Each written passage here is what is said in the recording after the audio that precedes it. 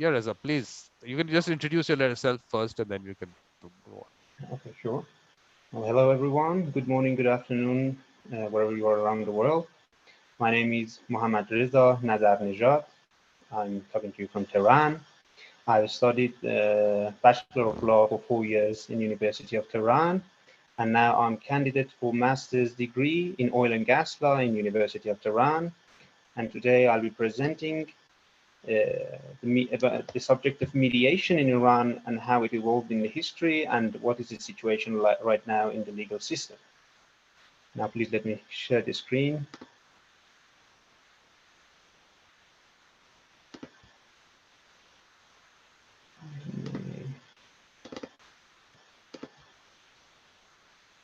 Okay. Can everyone see the presentation, the PowerPoint? Can you see it? Yep. Yes? Yeah, yeah.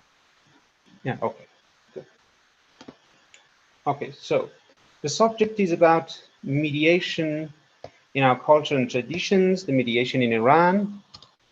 And I have divided my speaking to 4 parts. The first part is about mediation in ancient Iran. I'll talk about the social structure, legal structure, and the function of mediation and some example of mediation. The second part is about mediation in Islamic law and how the fuqaha, the faqih, the Islamic scientists look at the issue.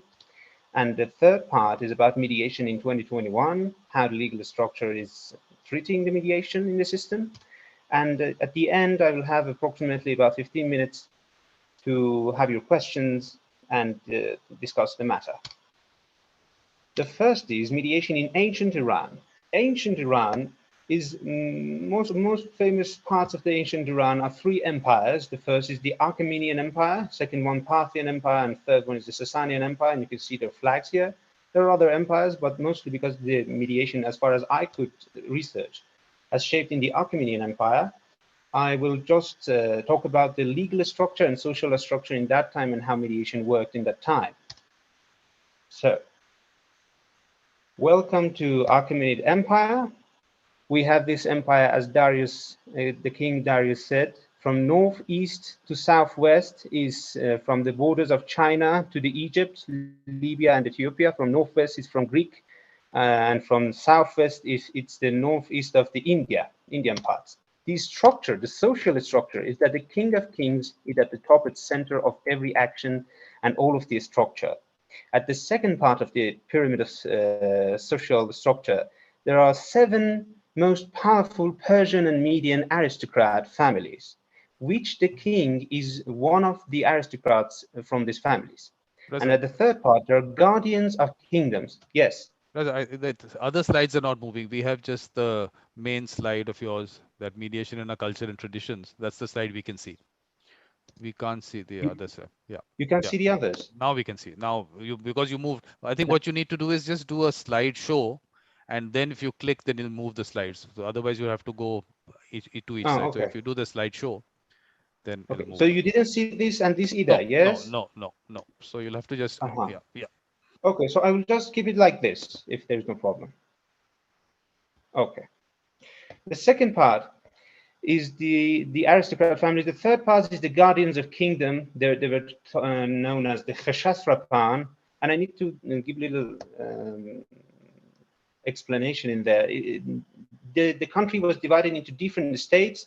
But when I say different states, it's not like the United States of America, because United States, all of them have the same culture, same language, and they have the same history. And they cannot be called provinces, for example, as Canada, because Canada, again, they have the same culture and same languages. These are the countries, different countries from different languages, different religions, and different cultures. They were all came together and became part of the Achaemenid Empire. So the guardian of kingdom is the king or the ruler, which rules one of these countries. And at the fourth part, we have the religious leaders. The fifth part, the leaders of tribes. The sixth, the leaders of villages, and the seventh, the leaders of family. Now, king is the supreme judge of the whole empire. And the second part is the high royal court by the royal families. The third is the kingdom courts that gives the verdicts for the states in the empire. The fourth are the religious courts, Depending on what kind of religion and different districts of each country they have courts in there.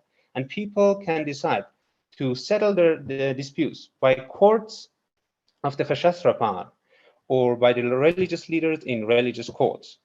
And at the next part is the tribe courts, different tribes in the Iranian ethnicity, you may say. We have the Persians, we have the Germanis, we have the Mardians, and many other parts. They all had their own courts. And at the sixth part, we have the leaders of villages that they could be chosen by people in the disputes as judges or mediators. And this took place 2,500 years ago. This institution of mediation still exists in the same way in Iran. That this culture has always kept its root into Parthian Empire, Sassanid Empire, Islamic era, and even now. Nowadays, we still use this system. Now I'm going to explain a little bit more about the social structure to give you a little more visual stimulus on how mediation worked in the empire. For example, how can a king be a mediator when he rules everything? How can he be impartial? Well, the king of kings is the God has consented kingship to him, so he's the representative of God on the earth and has the confidence of all the people. He's the most qualified person in the best aristocratic family. He's the supreme judge of empire. He's the supreme commander of all the armies in the empire. And he can issue royal laws and orders. And he's in charge of development and creativity in all the kingdom. And he's representative of all the values and all people in the empire, no matter what their color of skin is, their religion, their language, all of it. And that is why when you see that kings go into different lands, for example, Babylon, they respect the god of Babylon, they wear Babylonian clothes, and they speak even to the language which the Babylonians speak. The same happens in Egypt when the Achaemenid Empire goes into Egypt. Now, in the next part, we have the different people from empire. Unfortunately, I can't use animations that you can see the people. These are the people of the empire that they are carrying the throne of the king. The above here is the king. This sculpture is in Persepolis in Fars province. And this means, metaphorically, that king is saying, all of my people, with their own language and their culture, they are carrying the empire while standing together and working together. You can see here from Persian, Median, you can see Hindush, which is the Indians, you can see Ethiopian, all of the people from around the era, from around the empire, even the Arabians, Assyrians. Now, the people have rights in their kingdoms. They have the right to local languages, local religions, local laws, local costumes, and local morals. And their duties is to support the crown order, support the public order, and give taxes and duties, provide armies whenever required by the empire, and the maintenance of their own kingdoms. Now, here you might have the question that what is the difference between crown order and public order? We go to the next slide. Here is the legal system in general in Achaemenid Empire was based on two orders. The first order is the public order. As far as I said, there were different countries that were annexed to the empire, so they all had their own characteristics. The cultural associations and institutions were so unique that you cannot use the public order as we use today for the countries, for all of the empire. So each country had its own public order. And the whole empire in general had another order called the crown order, in which the king is the representative of. And the most important elements in these two orders is the integrity of the kingdom and integrity of the whole empire. All of the distribution of justice and equity and the equitable actions must be done in a way that keeps the integrity of all the kingdom from Egypt to China. And the order must be maintained so all of the activities in civil matters and commercial matters can go as fast as possible and as safe as possible. The authority of empire and kingdoms must be maintained so that the people have enough power for negotiations with their neighbors inside the empire and outside the empire. And the development of empire and kingdom was very important, because if a king from 5,000 years ago in Iran from Elamite empire that developed this culture from there. If they didn't develop the empire, not necessarily militarily, in the quality of life, he was known as the fake king. The king must be a developer, and to be a developer, you have to be an aristocrat. That's why the system is shaped this way. And when we go to the mediation, that tribe part, the tribe, the village leaders, they used to do the mediations mostly between people in day-to-day activities they had, mostly in civil and family matters that they had.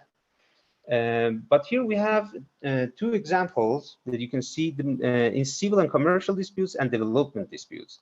In civil and commercial disputes, most of civil disputes were mediated by village and tribe leaders or religious leaders and guardians of kingdoms.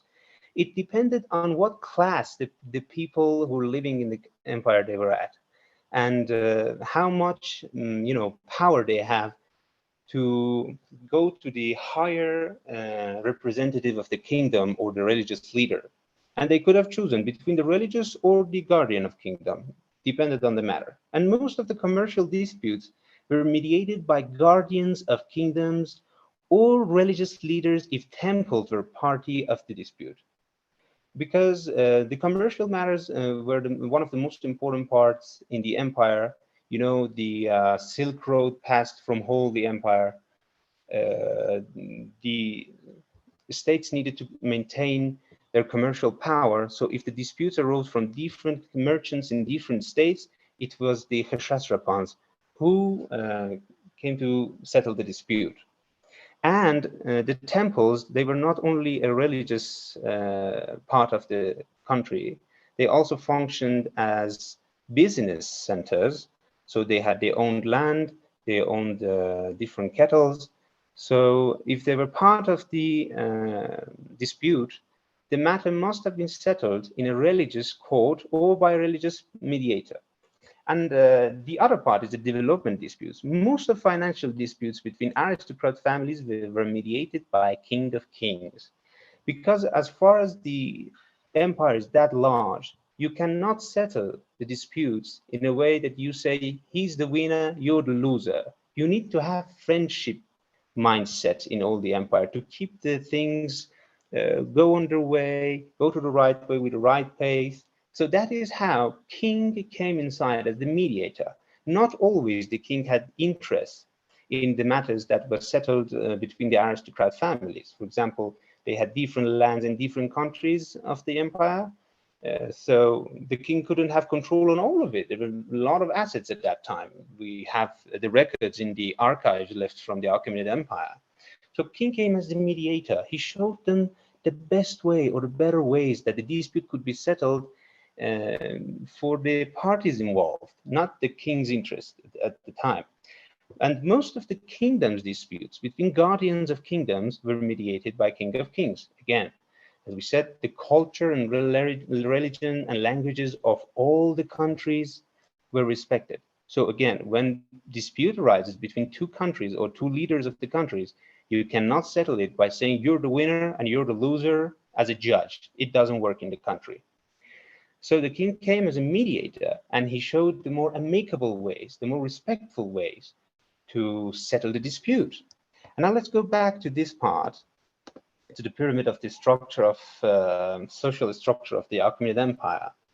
All of these people who can be judges in the courts, they can also be mediators. And we talked about obligatory mediation in other sessions. But here in the Achaemenid Empire, the most important thing that pushed people into using mediation was their inner will and not the obligation by law from an outside force.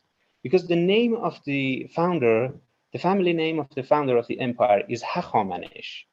And trying to translate it to English, it means the one who has kind and friendly as an approach to everything in the world systematically. And one of the most important gods in the empire is Mithra. Mithra again means the kind god, the god who gives kindness to the people. So there was a friendly culture that all differences were accepted, all differences were respected, And because everything needed to be as efficient as possible, the first thing that came into mind of the people was not the court, it was the mediation. They automatically choose mediation to settle their disputes. But there was an exception, and the exception is where you have the crown order. When the crown order came in, you couldn't use the mediation because the dispute was in a high level of anger, and it would have harmed the order of the whole empire and destroyed the empire and harmed many peoples around different countries. So, for example, Achaemenid Empire used to take collateral, the different lands of the wealthy. He took them as collateral before the tax year arrives. And if the person was trying to make a tax evasion, the land was confiscated by the empire. In these kind of matters, mediation couldn't have come in. And there is another example where mediation can be done even if the king is one of the parties who's in the dispute. For example, king went to hunting one time. One of the kings, I don't remember the name, he went to hunting one time with his court palace, with the people of his court palace. And one of the servants started shooting before the king. It was a disrespect to the king and to the guests that he had that day. The king ordered the peasant to be imprisoned forever. But the princess of the empire came and said he was a good servant to the empire. Most of his life he has served the people and the country. So the king decided to send him to another country and to tell him to return in a few years later. And that's it. I said that. And this was the mediation in ancient Iran. And when we say mediator in Iran, mianjigar, most of the time people of someone who's called rish safid or white beard. As you can see in the picture at the left, this person is a very respectful poet in Iranian culture. His name is Abul Qasim Ferdowsi. But most of the time when we say Rish Safid, an old respected man with a lot of dignity and with a lot of knowledge, wise man comes into mind. And this is the face that you can see the people imagine. And this system and this culture continued its way into Parthian Empire, as you can see, and it came into the Sassanid Empire. It was the picture of the Anushirvan the Just from Sassanid Empire. Okay, so this part is is mediation in ancient Iran. The next part we go to mediation in Islamic law. It's for the Islamic era. There are four. Let me first explain something. In Islamic law, the most important resources depends on the school of thought. If you are Shia or Sunni, Sunnis have a little bit different sources of law in Islamic law than the Shia. The Shia have four. They have the Holy Quran, they have the narratives, which is Hadith. Hadith are the narratives that came from Prophet, and Rawayat. Rawayat are the narratives that came from Imams. Shia has 12 Imams. Imams are, the first Imam is Imam Ali. And Imam Ali was the first person to accept Islam, and all of his children until the 12th one, who were regarded as Imams, are known as the Imams of the Shia. That is why their fiqh or their Islamic science is called fiqh imamiyyeh. And here we have the third source, which is the ijma. Ijma comes when different fuqaha, different scientific Islamic scientists agree on a matter, agree on a hukm about a subject. That is called ijma. And the fourth is aql. Aql is reason. Whatever is reasonable, it's religious too, and whatever is religious is reasonable. That's it, and the last religious philosopher of the Islamic era. Now, here we have mediation in Quran. Mediation in Quran, there are many different ayat of Quran, but I couldn't go through all of them, so I'll give you just the two ones that I found most conventional. The first one is Anfal. The first ayah of Anfal says, Vaslahu zata bainakum. It means bring peace between yourself by changing your inner understanding of things. Change your soul, change your understanding of the inner self. This is how you will reach to the mediation. And some of the fuqaha have taken this as mediation. Because in the Anfal, in the ayah of Anfal, the Prophet is known as the owner of the properties that Muslims are fighting about, and it has certain circumstances in those properties, not all the kinds of properties. And the Prophet comes here as the mediator, and he even becomes the owner of those properties. And the second one is Surah Baqarah, ayah 178. In this ayah, God has explained how qisas should be treated. As we talked about in last sessions, if someone killed the other person, the family of the deceased, they have the right to kill the murderer, or to forgive him, or to take the money that is accepted in the Islamic country for killing the other people, that will be given to the family of the deceased. And in this ayah, it is said that I can't read the Arabic well here because I can't zoom in, but it said to act according to ihsan. Ihsan means to, in Persian we say nikukari. Ihsan means to act toward kindness, act in a respectful way, to bring goodness out of the situation. And again, some of the fuqaha have taken this as mediation. So this is mediation in Quran. And in the next part, we have mediation in the narratives.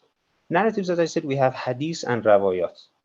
We have a hadith from Prophet which says, if a Muslim does not have in mind every day to bring goodness to others, that person is not a Muslim. And some of the fuqaha has taken this as you have to. Some of them say you have to mediate if a dispute arises, because if you have to bring goodness into the life of the other Muslims, so when a dispute arises, the best thing is to settle it amicably than by force or other types. And here we have a rawayat from Imam Ali that has said, there is no shafa'a in hudud. There are different types of penalties in Islamic law. We have hudud, ta'zirat, and other kinds. Hudud are the ones that are set by God in Quran. And shafa'a, again, some of the fuqaha has taken shafa'a as mediation. And I'm going to explain it more. But there is no mediation in hudud, as we can see, the Imam said. And the next one is from Imam Sadiq. As much as someone forgives others, one's sins will be forgiven by God. Again, this one is a source for, launching mediation when a dispute has risen. And you can use mediation because God will forgive your sins. So it is recommended more than the other ways. Now we go to the next part to talk about Shafa. Yes. There are two arguments, main arguments between the fiqh imamiyya and fuqaha. They say that Shafa is mediation, and some of them say that Shafa is different from mediation. Those who say Shafa is mediation, they say the Shafa word in Quran is merely used for forgiveness by intervention of a third party. That's true. Many parts of the Quran, you can see that whenever the word Shafa'a comes, it means a third party who's respected by the community, intervenes the dispute and talks to the parties, talks to the families of the parties, and he settles whole the dispute. But there is another view between the fuqaha that says Shafa is different from mediation. And the reason is the narratives prove the meaning includes more peacemaking activities, including mediation. So it is not just mediation, and some of them have said, no, it's not mediation, it's something different. Because, for example, the Islamic imam or the leader of the country, he can forgive some of the criminals if their crimes are general criminals to the society. And we have it in Iran every year. The supreme leader forgives some of the people that they do not have any private, no one has any complaint against them in private, but they have done some crimes against the whole public. For example, I don't know, maybe robbing something from public property, something like that. The supreme leader can use Shafa and forgive the person. The supreme leader can talk to the different administrations and bring peace to them. And so this is more than just mediation. It can include mediation, and it might not be even mediation. These are the two different arguments that Fuqaha had in the Islamic law. And in the next part, we go to, yes, mediation in 2021. In here, I'll discuss 5 parts. First, the concept of mediation, the modern mediation, not the traditional mediation, the principles of mediation, classification of mediation, pros and cons of mediation, and mediation in Iran's legal system. The first part is concept of mediation. There are many different definitions about mediation, but here is what I've came up with through the researches. Mediation is categorized as an alternative dispute resolution method in which mediators assist the parties of dispute to conclude a mutual agreement voluntarily and willfully. Mediation is an independent and private proceeding which is not official and not adversarial. So in here, something that needs to be explained, the independent means it's independent from judicial system. You can do this completely privately. And not official means that the mediator does not have the authority of the judge. He does not have to give a verdict or an award. The second part is know-how of mediation. Mediator is experienced to settle the dispute. Mediator have to be experienced to settle the dispute. Because if the experience is not enough, the person may wind up wasting a lot of time and money, and then again the case goes to the court. The second one is that the mediator must remain impartial in the process of mediation. No relationships with any of the parties, no contractual relationships with any of the parties. The mediation must be completely impartial. And the third is mediator must be an independent person to the parties and interest involved in dispute. The fourth part is mediator conveys utmost respect to the confidentiality of dispute and process. This part is very important, especially for the commercial companies and the merchants. The fifth is mediator facilitates the process of peacemaking by bringing the parties' considerations and wishes close to each other. So this part tells us that the mediator cannot give suggestions which consider it as a third party with interests in the process. He must only give suggestions that will facilitate the thinking of the parties, not to put words in their mouths in a way to lead the things to a certain way. No. This settlement must be done by the parties themselves, not the mediator. Mediator is just there to assist. The sixth is the mediator illustrates aspects and points in which the dispute is weakened or strengthened, which is about the same thing I said. Seventh is mediator does not issue an award like an arbitrator or a verdict like a judge. And the purpose of mediation is assisting parties to resolve disputes in an amicable process, which results to a win-win agreement. So the process must be amicable, and the result must be written down as an agreement, because if it doesn't have enforceability, it's like a waste of time and money. Now, we have the principles of mediation. I've came up with some principles in mediation. The first is it is voluntary. It's a voluntary process. But the process begins with the parties' will. If they agree to that, they can begin the process of mediation. It's not like the judicial trial, because if one private person goes to the court and start a case, the other person is automatically and without his own will is attracted to the case in the judicial system. The second is parties have the right to withdraw from mediation without providing any justification or reason. It's because it's voluntary. The second is preparing parties for settlement. And it has got two parts: to simplify the dispute for parties, to highlight more solutions. The mediator's job is to the simplify here. It doesn't mean not to tell the truth about the case or about the dispute. No, it means that the mediator brings the parties' minds at ease at what the dispute is really about and what are the solutions are really about. So when the mind comes at ease, more creativity is produced, and that's the important part. The second one is to present incentives for parties to conclude the settlement. Always with positive atmosphere, the mediator helps the parties to feel better about making the conclusion, the peaceful conclusion settlement as soon as possible. The third principle is confidentiality. Confidentiality is usually made by the confidentiality clause or the confidentiality agreement. And mediation is confidential in principle, even if the parties do not mention that, which I guess most of the professionals do. But it has exceptions, and the exception is one of them is public order. That may be illustrated this way. First one is if it is necessary to perform the contract, if it is necessary to publicize and to perform the contract, it must be publicized.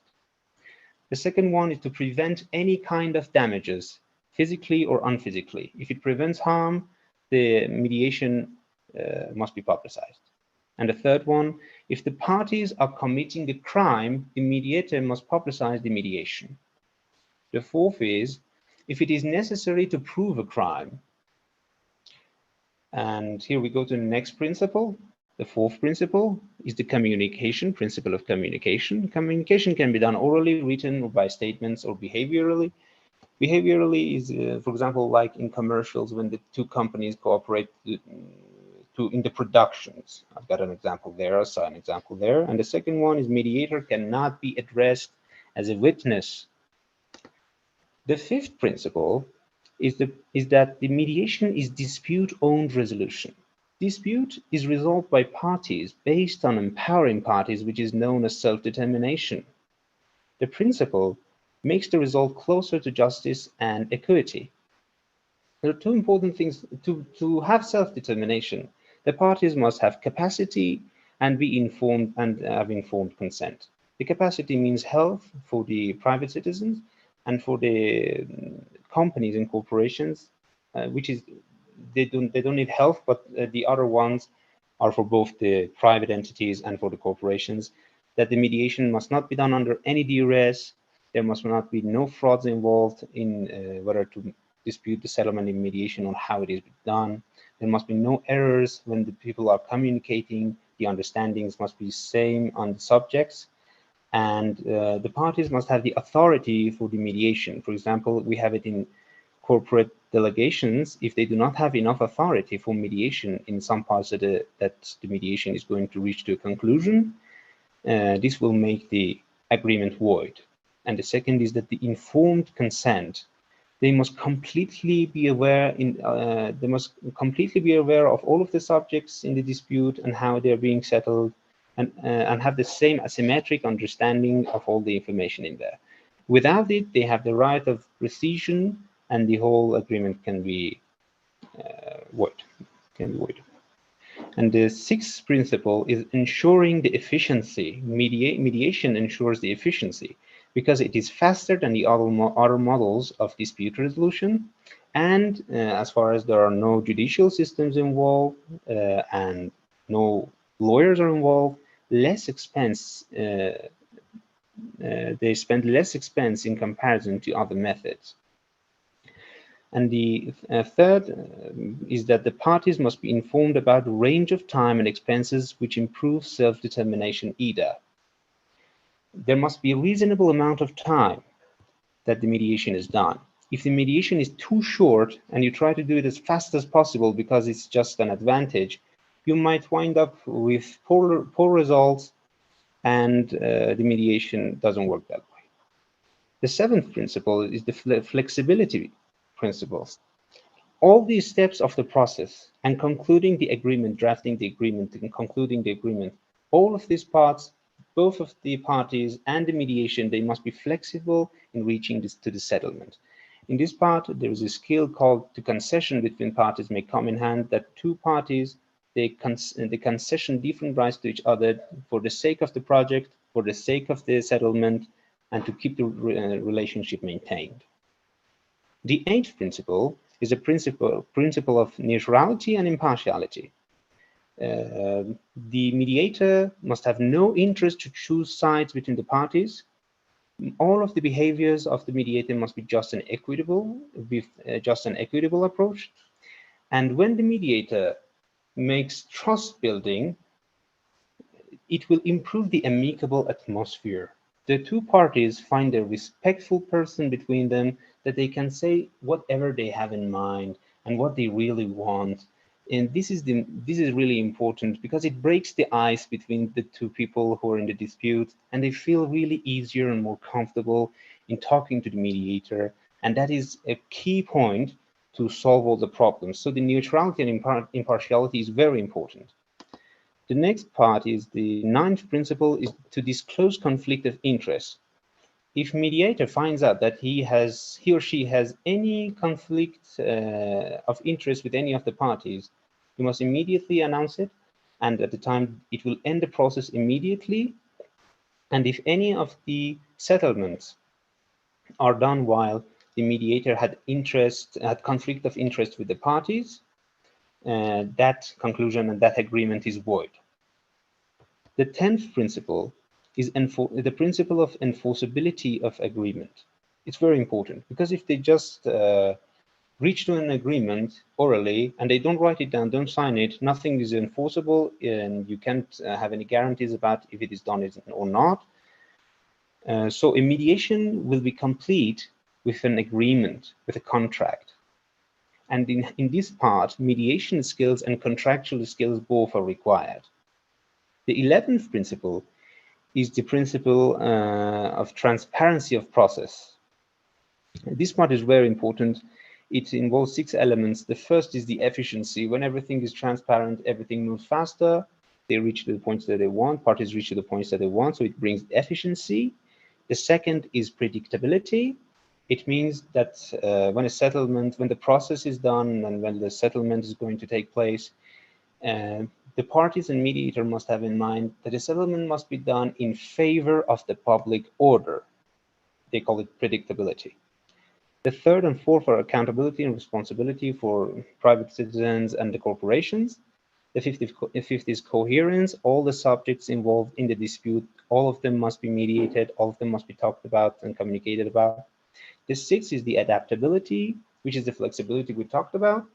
And the more these elements are improved in the mediation, there are no chance for corruption or less chance for corruption to take place.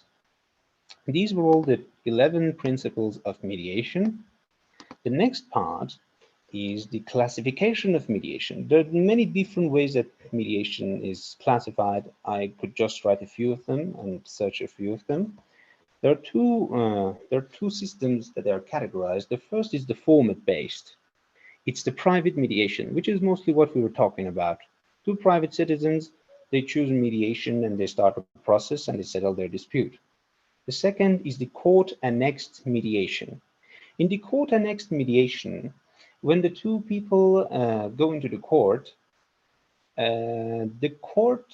asks the parties to settle their dispute by mediation. It means that the judge decides that this dispute has enough elements to conclude that the mediation works better than the judicial system. The third is the judicial mediation. That is the part when the two parties go into the court, they start the process of the trial, and then they decide that no, the judicial system doesn't work, and they'd like to make everything okay with mediation, but the case is suspended in the court. And if the mediation works, then the case is closed in the court either. But if it doesn't work, the judge and the trial system continue the mediation. The second category is how the mediation functions that they have classified the mediation. It's the function based. The first one is settlement mediation. In this type of mediation, the focus of the parties and the mediator is just to settle it as quick as possible. And in this type, the mediator doesn't look at who has the right or who doesn't have the right, and who has which position is more powerful, what are their positions in the dispute. The mediator just is looking for solutions. The focus is mostly on the solutions. The second is facilitative mediation. In the facilitative mediation, the mediator breaks the ice, helps the parties to negotiate more. And he figures out that the parties, they have better solutions and they do not need that much of, suggestions. So it just facilitates. He just makes the atmosphere better and better for the parties to communicate. The third type is the evaluator mediation. In this type of mediation, which is kind of opposite of settlement mediation, the mediator tries to figure out who has the right and who doesn't have the right, actually, in the case in the dispute. He categorizes the rights of the party A and party B and all the parties involved, and then they try to look for a solution. So it's not just to try to settle it, but it's right-based, it's position-based, it's not solution-based. The fourth type is therapeutic mediation. In this type of mediation, the focus of mediator is to figure out what are the roots of the dispute. What has made these people to be involved in this dispute, and what really shaped this dispute? What has initiated this dispute? And then they'll try to settle the dispute. The next part is the pros and cons of the mediation. Some pros and cons for the mediation are mentioned in researches. The pros, the first one is that when people go to the trial, sometimes the judge does not have the expertise for the case. For example, in industries, international trade, or oil and gas law, the judge really does not have enough, doesn't know the language of that industry and can't help. But in the mediation, you can choose an expert mediator who completely and comprehensively knows the situation and understands the industry. And the other part is that the parties have self-determination. In the court, the judge settles the dispute by ordering a party to do something in favor of the other. But in the mediation, both parties work to reach an agreement which is a win-win agreement. The third one is the interest-based. The mediation is interest-based and not right-based. The fourth one is maintenance of commercial relationship. This is one of the key points in how mediation works. Because in trial and in judicial system, judge decides who's the winner and who's the loser. But in mediation, both parts reach to an agreement, they reach to a situation, and they function the behaviors in a way that both of them are winners. This is one of the most important reasons why mediation is becoming more popular in different industries, including oil and gas industry, which is really a huge industry around the world. And the fifth pros is that the mediation is done in reasonable time. It doesn't take too much time like the judicial system or arbitration or other kinds of dispute resolution. And the sixth pros is the confidentiality, which has made the mediation so attractive for the commercial and the merchants around the world. Now we go to the cons column. The first is the enforceability. Some have argued that the mediation doesn't have enforceability because most of the things are settled amicably, and sometimes people do not decide to, write things down. But I don't know how much this part is right, because I think when people give time and money to settle things, they must write it down when they've reached the agreement and sign it to make sure for the enforceability. The second con is self-determination. The self-determination can make problem in the way that the parties may have, the imbalance of the power in the way that they are treating the mediation. And I've written it down also in the fourth column, the power imbalance. If they have power imbalance, the mediator will become just someone who's representing one of the parties, and the other party is just saying yes. And this doesn't work. If it is imbalanced, the self-determination will make a problem in the process of peacemaking. And if the dispute is like that, the dispute is better to be settled in a court or by arbitration. The third is the precedent. When you go to the arbitration or to the judicial system, they have precedents, and the cases are archived, and the lawyers and other professionals, they can use the precedents as reasons for the next cases, but this quality, this feature doesn't exist in mediation. The fourth I talked about mutually. The fifth is the delay. Sometimes parties choose mediation, and one of the parties who is not ready for mediation or doesn't really believe in mediation or doesn't want to cooperate in mediation can make the mediation take a lot of time and go out of function, which is one of the cons of the mediation. And the sixth is the publicity for the people, of course, but the merchants, they like the confidentiality of it, but the publicity, for example, if the cases are in the governmental sectors that involve the safety of a country or the public interest of a country, that is a problem. Mediation's confidentiality cannot help the country in that way, some have argued. And in the next part, we have the mediation in Iran's legal system. In Iran's legal system, mediation, the modern mediation, is new, and they're trying to bring it more into the system. Just this year, they've decided to give authority to some of the experts to have mediation activities in 15 provinces, and they are checking and testing to see whether mediation is really going to help the system or not. But here we have the center, the arbitration center of Iran's Chamber of Commerce. Their statute was formed in 2001, and they've written some regulations on mediation that was issued in 2016 and enforced in 2017. This document has 11 articles. It was really interesting to see that we have such kind of document in the system. The articles talk about when a mediation can be commenced, and if they don't have agreements, if the parties don't have agreement on the mediation, one of them can ask the center to start a mediation. So the center facilitates the process to bring the other party of the dispute into the mediation. They must choose the place and the language of the mediation. It has talked about the selection of mediators and the way that the process must take place, etc. And at the end, it is said that if there are no acts or regulations in the country, the center will act upon commercial customs of that industry.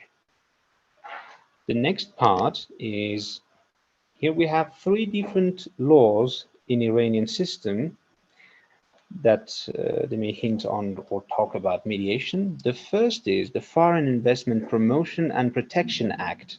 In Article 19, which is about dispute resolution, it says, if disputes between government and foreign investors regarding the investment subject of this act are not resolved by negotiation, they will be resolved by domestic courts unless other methods of dispute resolution are provided in bilateral investment treaties concluded with foreign investor and government.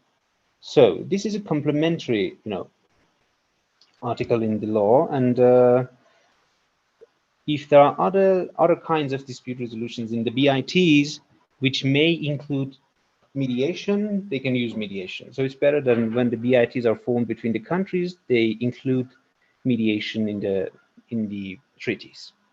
And the second one is the Iranian Petroleum Contract, famous as IPC. It's a resolution, and the government has issued it. In the Article 14, it said the dispute resolution method must be clearly written down in contract and annexes of the contract. And this resolution has gave the liberty to all the parties involved in the petroleum contracts to choose any kind of dispute resolution they want, which may include mediation. And the third one is the regulation of mediation in criminal matters. We also have it in the statute too, not only the regulation. In the statute and regulation, both of them have the mediation.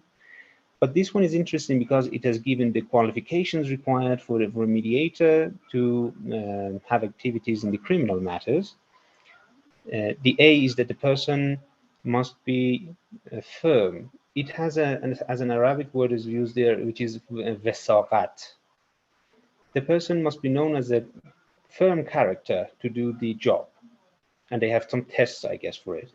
The B is the person, the mediator. If the mediator is Iranian, he must have Iranian citizenship, and if not, they have the other laws. And the C is that the person must not be infamous in his own job. And this part actually means that the paid person must not have any criminal records in the judicial system. And the D is that they must at least have 25 years old. The second one says that the priority is with the educated people with degrees on psychology, social science, law, and etc. They assume that these people can make mediation happen better. The third one is the purpose. The purpose of the mediation within there is that finding roots of criminal activity and finding the best way for restitution, which is the maxim of restitutio in integrum, to bring back the situation to the best situation if the harm, if the damage did not take place. And this means that all of the 4 types of mediation we mentioned in the function-based are required to settle the dispute. And thank you for your kind attention. This was my presentation. Please go on. Thank you, Reza. Thank you, Reza. Very nice. You're welcome. So now the only thing is that we would definitely, I mean, we're in time. You obviously haven't taken too much time. So one thing is on the fact of the white beard. Do I qualify, or I still have to make it whiter? My beard. Your beard is white. No, it's great. It works, or do I can Yes, color it? I can get some paint and do it. no, it completely works. It completely works. A Okay, wise old man with experience. Yeah. perfect. But now Iran is a signatory to the Singapore Convention. So how are you looking at what is the general feeling within the government and everything? Are they, in terms of ratification, are they or discussing it as a law being drafted? No, it's not drafted yet. But the people in the country, not all of them, most of the experts and those who study law in the faculties, they have really a positive approach to the ADR and mediation. They want to try it and they want to research it more. They want to see if it works in the system. They are just passing, enactments, not the statutes from the parliament, to see if it can work in different sectors that require mediation most. So first they try the mediation in those parts, and if it works, they will try to give it more general sense in the statutes. Okay, so at least there is it's good that is signed it at least. There's at least a thought process moving towards mediation, definitely. Yes.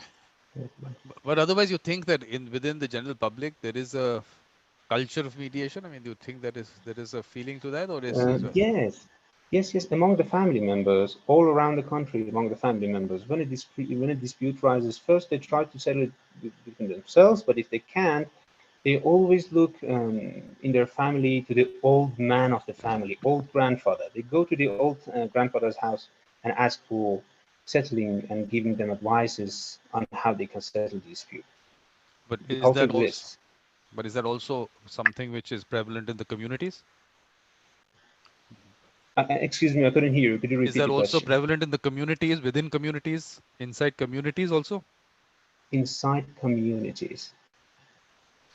Well, between the religious communities, I know it exists. Yes, we have the Zarathustrians. We have they have it. They have it. They go to for example, the Zarathustrians go to the big mock, or big match, which is their highest priest, and they go and ask for the settlements. but it's really not as famous as the others that I mentioned in the families. In the communities, for example, yes, we have it even in the factories. In the factories, when different parts, the laborers, they have difficulties on settling disputes between themselves that arise in the factory, they go to the head labor and they ask for advices first. And if they can do it, they go to the manager. I've seen that it is here, but in the other parts of communities, I don't know. It needs research. But is Iran a litigious society, or I mean, do you have a lot of pending matters? Are people really going to courts very often? Yes, a lot. People mostly look for courts when they have, when the dispute is from two atmospheres, two different families, or two different corporations, two different administrations. They directly go to the court. They don't think about any other. First, they negotiate it. They try to negotiate it, but most of the time they fail. I don't know why, and they go to the trial. And they go to judicial system. Yeah. Mhm. Okay. But Abe had a comment to make. Abe, do you want to take it yourself? A Uh, comment. no, Well, Abe is I making a believe that. comment. Abe had a comment to make. He had put something in the chat. I Oh, said, why don't you talk about what he was saying? Well, thank you very much, Reza. It has been a fascinating journey into the history of mediation in Iran back to the olden ages, 2,000 or 3,000 years ago. And it is fascinating to know all of that information and the origin of mediation in Iran. I would have a lot of comments about the things, but I mean, some of the king of the kings about the authorities and all of that, we still have the same leaders exercising the same powers in the Middle East. So they're not much different now than before, 2,000 years ago. But I just want to make a comment about the mediator's role, about balancing power when you make in the last few slides. And you talk about the cons of mediation, of the ability to balance power, and sometimes that can be under self-determination. It is part and parcel of the role of the mediator to balance power, and that's part of the principles of mediation. Is if there is power imbalance and one is taking advantage of the other, we should not actually do the mediation because they're not negotiating on equal basis. So we need to be aware of that right from the start before even we go to mediation. And if we notice it through mediation, we need to ensure there's a balanced power and parties are negotiating on an equal basis. The same thing with the verbal agreements. In Australia, we have experimented with verbal agreements and they are actually a great success. Not all agreements need to be written. Some people trust each other enough to walk away and say, look, we will do what we agreed to, and that's the end of it, and they never come back.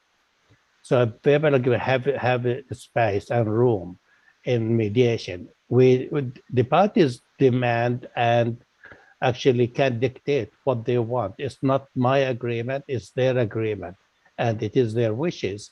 And if they do want to do it that way, I have no reason for me to force them to have a written one.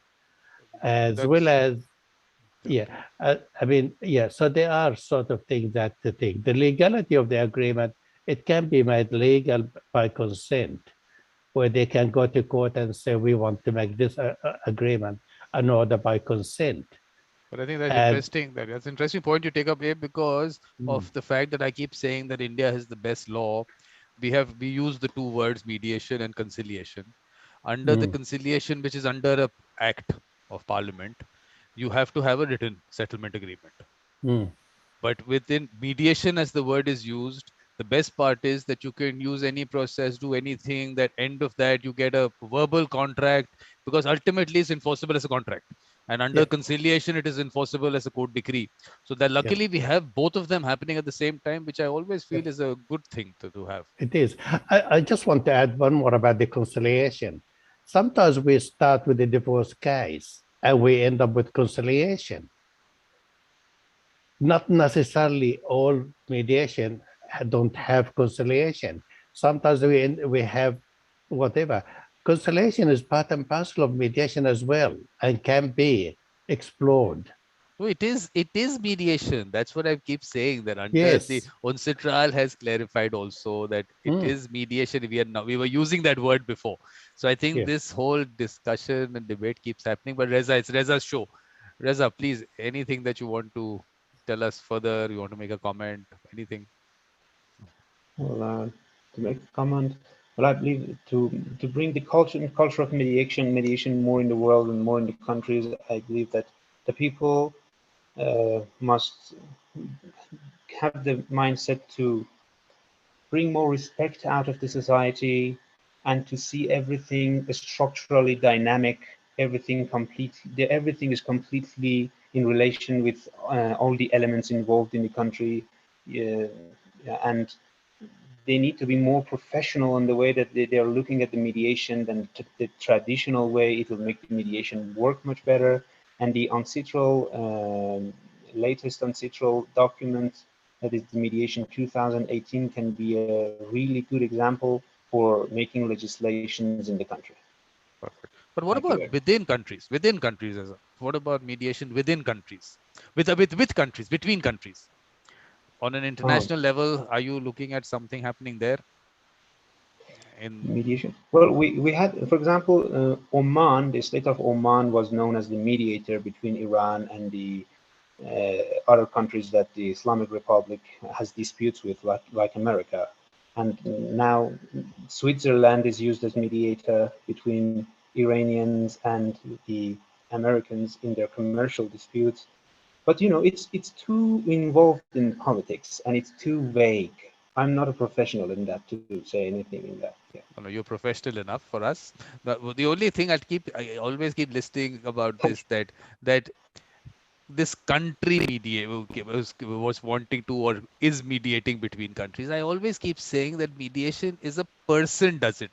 A country can't do mediation. A person has to do it. And have we found people that is out of the almost 8 billion people, we can't find that one person also who can mediate between countries and countries don't trust that person. I think is a bad comment on the kind of people either we are bringing out or it is a reflection of society that we stop trusting people. I don't know. I mean, we have to debate it maybe at a certain time. We'll definitely have a discussion on this. But I still feel that whenever I hear this, I always have an issue with this. How do countries mediate? I don't know. It has to be some individual doing it. So I don't know. I don't know what your feeling on that is.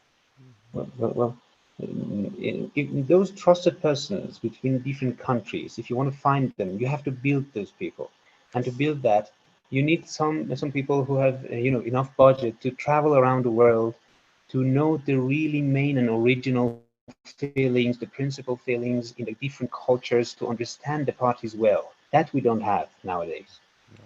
We don't have people who can really understand different people from different countries and their real feelings, their real approaches, what they really want from it, and that shows two parts. If anyone can overcome the cultural this sense of culture, can overcome all of the reasons, most of the reasons why the dispute has came up, and how he can manage the dispute.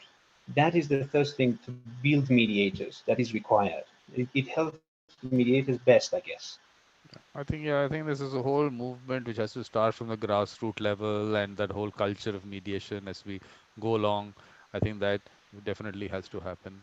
But Abe, do you have any comment on this aspect that I just picked up? Did you? Look, we do have a lot of international mediators uh, come to mind. William Urey, for instance, the American, he is an international mediator, or as well as Al-Akhdar al-Ibrahimi, he is from Algeria, for another person come to mind who negotiated international disputes as well. And many of most of international diplomats, they do have some sort of negotiation or mediation experience in disputes. And it's just a matter of picking one of them that is trusted by both parties, unless one party has a power balance like the American, for instance, they will dictate who their mediator going to be, and the other party has to accept, unless they are a European country, they won't. But I think, but a good thing, interesting thing, Abe, that in your basic thing where you said, and naturally came to you, diplomats and negotiation. The first thing word comes there. I think the first word when you talk about diplomats should be mediation, which should come to mind. I think we'll have a much better Yeah. relationship between countries. So perfect. So thanks a lot, Reza, and it was a wonderful presentation. And if you want to share the slides with everyone else, then you can. I mean, you can send them to me if you want to. Sure, sure, I'll do that, sure. And after the paper is published, also, I'll share the paper with everyone too. Sure, my pleasure. Great. So what I'll do is let me just unmute, ask everyone to unmute, and they can thank you for. Thank you. So please. Thank you very much. Thank you, everyone. Thank you very much. Thank you. Thank you. Thank you. Vikram, you again forgot my question. Your question, I would have Please. looked at it, but at this stage, yeah, sure. Prabhat, please. One second, once you muted yourself. Yeah, I just had I had one question. I mean, typically and mostly, people in disputes are fear going to taking the judicial process. There is a strong fear. Now, in a very structured judicial system, like you just described, and thanks very much. It was very, very illustrative presentation. In that presentation, where mediation actually comes directly from the judicial process in Iran, it seems. So, are people, or do people equally fear going to a mediator, or it is like they're more relaxed and in a more positive frame of mind approaching a mediator? In Iran, yes, there's a fear for going to the judicial system. But in Iran, you know, when the dispute is about more family disputes or civil disputes that are not high levels of interest, like commercial interests are involved, the people look at it completely amicably to go to mediation, and there's no fear to go to mediation. But when it goes to the commercial part, because the commercial, you know, in commercial, it's the competition is involved and they cannot trust each other. So the mediation, they don't really feel comfortable to go to mediation because of the confidentiality involved and how they can take advantages of each other by the information that is going around in the mediation. That's why they also fear of the time and the expense the judicial system has to go to the judicial system, but they find it best to employ an experienced lawyer, a reputed lawyer, to go to the judicial system and fix it there than the mediation. At least, but I have never, you know, I've never had a career in law or mediation. But there might be cases that corporations feel comfortable to go to mediation. I hope I've given the answer. Have I left out anyone else's question? Please, if you can let me know. I think everyone's questions are covered. So thanks a lot, Reza.